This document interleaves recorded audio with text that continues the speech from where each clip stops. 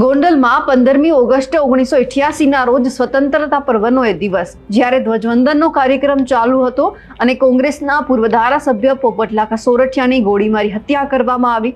આ કેસમાં અનિરુદ્ધસિંહ જાડેજાને આજીવન કેદની સજા ફટકારવામાં આવી। સૂત્રોનું માનીએ તો આજે આ કેસમાં બપોરના સમયે અનિરુદ્ધસિંહ જાડેજા સરેન્ડર થવાના છે। નમસ્કાર, આપ જોઈ રહ્યા છો નિર્ભય ન્યૂઝ અને હું છું આપની સાથે રિદ્ધિ।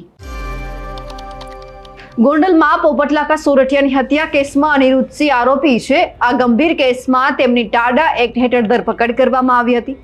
1997માં સુપ્રીમ કોર્ટે તેમને આજીવન કેદની સજા ફટકારી હતી। આ તરફ અનિરુદ્ધસિંહે 18 વર્ષ સુધી જેલવાસ પણ ભોગવ્યો હતો।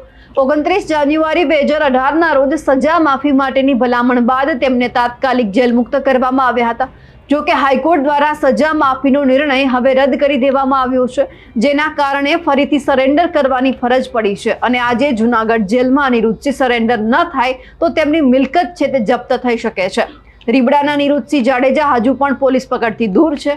અનિરુદ્ધસિંહ સામે રેડ કોર્નર નોટિસ સહિત કાયદાકીય પગલાં લેવાઈ શકે છે। આ સાથે જ અનિરુદ્ધસિંહની સજા માફીનો નિર્ણય એચસીએ રદ કર્યો હતો। અનિરુદ્ધસિંહે વકીલ મારફતે પાસપોર્ટ પોલીસમાં સબમિટ પણ કરાવ્યો હતો। અનિરુદ્ધસિંહ જાડેજાને 8 સપ્ટેમ્બર સુધીમાં સરેન્ડર કરવાનું કહેવામાં આવ્યું હતું, પરંતુ તેઓએ અત્યાર સુધીમાં પોતાને આત્મસમર્પણ નહોતું કર્યું। હવે હાઈકોર્ટ દ્વારા મળેલી મુદત પ્રમાણે આજનો દિવસ અનિરુદ્ધસિંહ માટે છેલ્લી તારીખ છે। પોપટ સોરઠિયાના હત્યા કેસમાં અનિરુદ્ધસિંહને મળેલી સજા માફીનો નિર્ણય હાઈકોર્ટે રદ કરી દીધો છે, એટલે કે હવે તેમને ફરીથી જેલમાં હાજર થવું પડશે।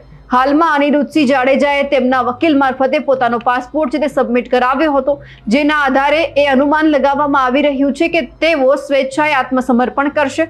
સૂત્રો પાસેથી એવી પણ માહિતી મળી છે કે અનિરુદ્ધસિંહ આજે બપોરના સમયે સરેન્ડર કરવાના છે। આ સાથે જ તેઓના વિરુદ્ધ એક બીજો ગંભીર આરોપ પણ નોંધાયેલો છે। પાટીદાર યુવાન અમિત ખૂંટ આપઘાત કેસમાં પણ તેઓ આરોપી છે। આ કેસમાં અમિતના પરિવારજનોએ અનિરુદ્ધસિંહ પર આક્ષેપો કર્યા છે, તેના કારણે જ અમિત ખૂંટે આત્મહત્યા કરી છે તેવું પણ સામે આવ્યું। પોલીસ અધિકારીઓનું માનીએ તો જો અનિરુદ્ધસિંહ 18 સપ્ટેમ્બર એટલે કે આજના દિવસ સુધીમાં સરેન્ડર નહીં કરે તો તેમની ધરપકડ માટે કાર્યવાહીના વિકલ્પો પણ સક્રિય કરવામાં આવશે। અનેક ટીમો તેમને શોધવા માટે તૈનાત પણ કરી દેવામાં આવશે।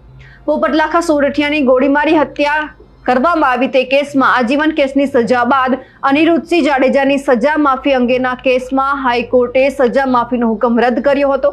બાદમાં સુપ્રીમ કોર્ટ દ્વારા પણ હાઈકોર્ટનો હુકમ ગ્રાહ્ય રાખી 1 માસમાં સરેન્ડર કર્યા બાદ સજા માફી અંગે નિર્ણય કરવાનો હુકમ કરવામાં આવ્યો।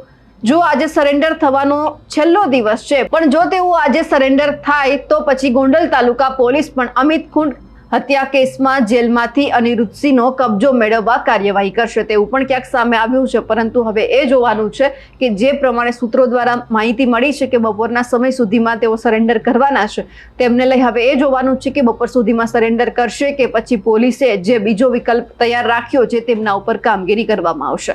અમારા અહેવાલને લઈને આપનું શું માનવું છે કમેન્ટ કરીને ચોક્કસથી જણાવજો। સાથે જ અમારી નિર્ભય ન્યૂઝ ચેનલને લાઇક, શેર અને સબસ્ક્રાઇબ કરવાનું ભૂલશો નહીં। નમસ્કાર।